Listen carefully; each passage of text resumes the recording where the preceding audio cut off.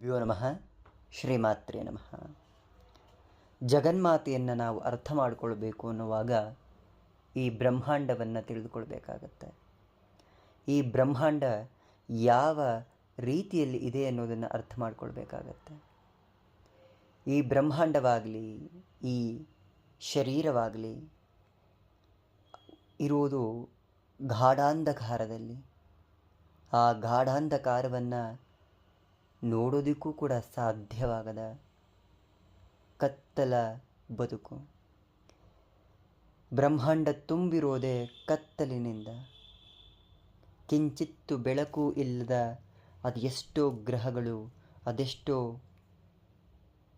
ಬ್ರಹ್ಮಾಂಡದ ಅನೇಕ ತಾರಾಮಂಡಲಗಳು ನಿರೀಕ್ಷೆಗೂ ಮೀರಿ ನಾವು ಎಣಿಸೋದಕ್ಕೂ ಸಾಧ್ಯ ಆಗದಷ್ಟು ದೂರದಲ್ಲಿರುತ್ತೆ. ನಮ್ಮ ಕಣ್ಣಿಗೆ ಕಾಣುವಷ್ಟನ್ನು ಮಾತ್ರ ನಾವು ಸತ್ಯ ಅಂತ ಭಾವಿಸ್ತೇವೆ, ಅದೇ ನಿಜ ಅಂತ ತಿಳ್ಕೊಳ್ತಾ ಹೋಗ್ತೇವೆ. ಯಾವ ಕಣ್ಣು ಬೆಳಕನ್ನು ತೋರಿಸುತ್ತೋ ಆ ಕಣ್ಣಿನ ಹಿಂದೆ ಇರುವುದು ಕೂಡ ಕತ್ತಲು. ಆ ಕತ್ತಲು ಜಗನ್ಮಾತೆಯ ಸ್ವರೂಪ. ಗಾಢಾಂಧಕಾರ, ಏನೂ ಕಾಣದ ಸ್ಥಿತಿ, ಎಲ್ಲವೂ ಇದ್ದು ಇಲ್ಲದಂತಹ ಸ್ಥಿತಿ.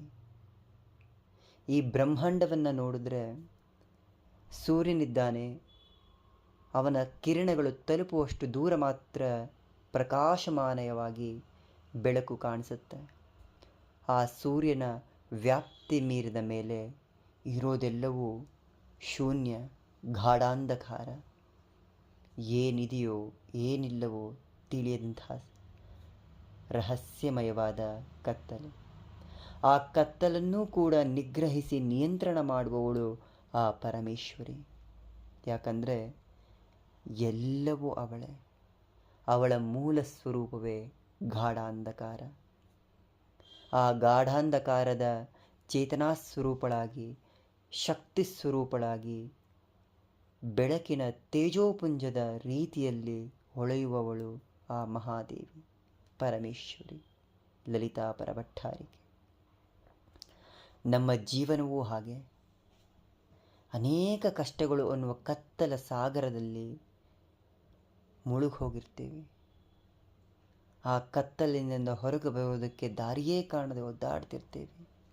ಯಾಕೆ ಹೀಗಾಯಿತು? ಯಾಕೆ ಆ ವ್ಯಕ್ತಿ ಬಂದು ಹೋದ? ಯಾಕೆ ನಾನು ಆ ತಪ್ಪು ಮಾಡಿದೆ? ಈ ತಪ್ಪನ್ನು ನಾನು ಮಾಡಬಾರ್ದಾಗಿತ್ತು. ಅಂದು ನಾನು ಈ ಕೆಲಸ ಮಾಡದೇ ಇದ್ದಿದ್ದರೆ ಈ ರೀತಿ ಬದುಕ್ತಿರಲಿಲ್ಲ. ಅಂದು ಆ ತಪ್ಪನ್ನು ಮಾಡದೇ ಇದ್ದಿದ್ದರೆ ಈ ರೀತಿ ಇರ್ತಿರಲಿಲ್ಲ. ಈ ಎಲ್ಲ ಭಾವನೆಗಳು ಕೂಡ ನಮ್ಮನ್ನು ಆ ಕತ್ತಲ ಕೂಪಕ್ಕೆ ತಳ್ತಾ ಹೋಗುತ್ತೆ. ಆದರೆ ಒಂದು ಯೋಚನೆ ಮಾಡಬೇಕಾಗಿರೋದು, ಯಾವುದು ಆಗಿದೆಯೋ, ಯಾವ ಘಟನೆಗಳು ನಡೆದು ಹೋಗಿದೆಯೋ ಅದರಿಂದ ಹೊರಗೆ ಬರಬೇಕಾದದ್ದನ್ನು ಅದನ್ನೇ ಚಿಂತಿಸ್ತಾ ಕೂರೋದು ದೊಡ್ಡ ಮೂರ್ಖತನ. ಯಾಕಂದರೆ ನಾವು ಹಿಂದೆ ನಡೆದದ್ದನ್ನು ಯೋಚನೆ ಮಾಡ್ತಾ ಮಾಡ್ತಾ ನಾಳೆಯ ಸುಂದರವಾದ ಭವಿಷ್ಯವನ್ನು ಹಾಳು ಮಾಡಿಕೊಳ್ತಾ ಇದ್ದೇವೆ. ಎಲ್ಲವೂ ಅವಳೇ ಅನ್ನುವ ಸತ್ಯವನ್ನು ಅರಿತುಕೊಂಡ ದಿನ, ಆ ಜಗನ್ಮಾತೆ ಬೇರೆ ಎಲ್ಲೂ ಇಲ್ಲ, ನಮ್ಮೊಳಗೇ ಇದ್ದಾಳೆ, ನನ್ನ ಆಂತರ್ಯದಲ್ಲೇ ಇದ್ದಾಳೆ ಅನ್ನುವ ಸತ್ಯ ತಿಳಿದ ದಿನ, ಪ್ರತಿಯೊಂದು ಘಟನೆಗಳು ಕೂಡ ಅವಳದ್ದೇ ಚಿತ್ತ ಅನ್ನುವುದು ಅರ್ಥವಾಗ್ತಾ ಹೋಗುತ್ತೆ. ಸಮುದ್ರದ ಆಳವನ್ನು ಕೂಡ ಅಳೆಯಬಹುದು. ಆ ಜಗನ್ಮಾತೆಯ ಲೀಲೆಗಳನ್ನು ತಿಳಿಯುವುದು ತುಂಬ ಕಷ್ಟ. ಸಕಲವೂ ಸರ್ವವೂ ಅವಳೇ ಆಗಿ ಕೊನೆಗೆ ಅವಳು ಇಲ್ಲ ಅನ್ನುವ ಸ್ಥಿತಿಗೆ ತಂದು ನಿಲ್ಲಿಸೋದು ಅವಳ ಲೀಲಾ ವಿನೋದ. ಯಾಕಂದರೆ ಪರಮೇಶ್ವರಿಯ ಆ ಲೀಲೆಗಳು ಅನೇಕ ಜನರ ಬದುಕನ್ನು ಬದಲಾಯಿಸುತ್ತೆ. ಎಲ್ಲವೂ ಅದೃಷ್ಟದಿಂದ, ದುರಾದೃಷ್ಟದಿಂದ ನಿರ್ಧಾರವಾಗೋದೇ ಇದ್ದಿದ್ದರೆ ಸಾವಿನ ದವಡೆಗೆ ಹೋಗಿ ಬದುಕು ಬಂದವರು ಕೂಡ ಹೇಳ್ತಾ ಇದ್ರು, ನಾನು ಅದೃಷ್ಟದಿಂದ ಬಂದೆ ಅಂತ. ಅವರು ಹೇಳೋದು ಭಗವಂತನ ದಯೆ ಬದುಕಿದೆ. ಸಾವಿಗೆ ನಾನಾ ಕಾರಣಗಳು ಸಿಗ್ತಾ ಹೋಗುತ್ತೆ. ಎಂದೂ ಕೂಡ ದೇವರು ಕರ್ಕೊಂಡು ಹೋದ ಅನ್ನೋದು ಬರಲ್ಲ. ಹಾಗೆ ಸತ್ರು, ಹಿಂಗೆ ಸತ್ರು, ಆತ್ಮಹತ್ಯೆ ಮಾಡಿಕೊಂಡ್ರು, ಹುಷಾರಿಲ್ಲದೆ ಸತ್ರು, ಎಂದೂ ಕೂಡ ಭಗವಂತ ಕರ್ಕೊಂಡ ಅನ್ನುವ ಮಾತು ಜನರ ಬಾಯಲ್ಲಿ ಬರೋದೇ ಇಲ್ಲ. ಹಾಗೆ ಕಷ್ಟಗಳನ್ನು ಕೂಡ ಎದುರಿಸಬೇಕಾದಾಗ ಆ ಭಗವಂತ ಕೊಟ್ಟಿದ್ದಾನೆ ಅನ್ನೋದಕ್ಕಿಂತ ಪರೀಕ್ಷೆಯ ಸಮಯ ಎದುರಿಸ್ತಾ ಇದ್ದೇವೆ. ಆ ಪರೀಕ್ಷೆಯ ಸಮಯ ಮುಗಿದು ಗಾಢಾಂಧಕಾರ ತೊಲಗಿ ಉದಯಿಸುವ ಸೂರ್ಯನ ಹಾಗೆ ನೆಮ್ಮದಿ, ಶಾಂತಿ ಹೊರಗೆ ಬಂದೇ ಬರುತ್ತೆ. ಆ ಭಾವನೆ, ಆ ದೃಢವಾದ ವಿಶ್ವಾಸ ಇರಬೇಕಾದ್ರೆ ಎಂಥ ಕಾರ್ಯಗಳು ಕೂಡ ಅಸಾಧ್ಯವಾಗೋದೇ ಇಲ್ಲ. ಯಾವುದೂ ಶಾಶ್ವತ ಅಲ್ಲ. ಈ ಜಗತ್ತೂ ಕೂಡ ಸುಳ್ಳು. ಒಂದಲ್ಲ ಒಂದು ದಿನ ನಾಶವಾಗಲೇಬೇಕು. ಪರಮಸತ್ಯ ಸ್ವರೂಪಿಣಿಯಾದ ಆ ಜಗನ್ಮಾತೆಯೊಬ್ಬಳೇ ಅಂತಿಮ ಸತ್ಯ. ಅವಳೊಬ್ಬಳೇ ಶಾಶ್ವತ ಸತ್ಯ. ಆ ಶಾಶ್ವತ ಸತ್ಯದೆಡೆಗೆ ಹೋಗುವಾಗ ಅನೇಕ ಕಲ್ಲು ಮುಳ್ಳಿನ ಹಾಗೆ ಅನೇಕ ಕಷ್ಟಗಳು ಬರ್ತಾ ಹೋಗ್ತವೆ. ಆದರೆ ಅವಳ ಮೇಲಿರುವ ನಂಬಿಕೆ ಕ್ಷಣ ಮಾತ್ರ ಕಳ್ಕೊಂಡ್ರೂ ಕೂಡ ನಾವು ಬೀಳೋದು ಗಾಢಾಂಧಕಾರದ ಆ ಕತ್ತಲಿನ ಕೂಪಕ್ಕೆ.